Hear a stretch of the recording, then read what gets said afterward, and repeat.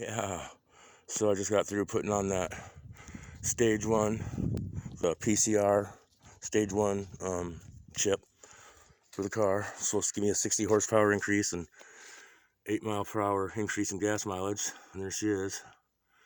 The 2 wires that you hook up. That's pretty simple, just like they said it would be. So had to leave her unhooked for 24 hours of battery unhooked to, so hopefully she'll reset all the, all the gas programs or the fuel ratios and crap that were programmed into it stock, and that's supposed to override them, I guess. And yeah, they say 60 horsepower increase, up to 60 horsepower increase, and 8 mile gas increase. So we'll see how that works out.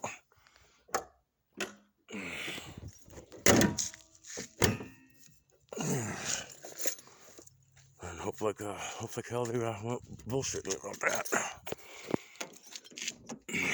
So yeah, I'll let you know how she worked out, folks.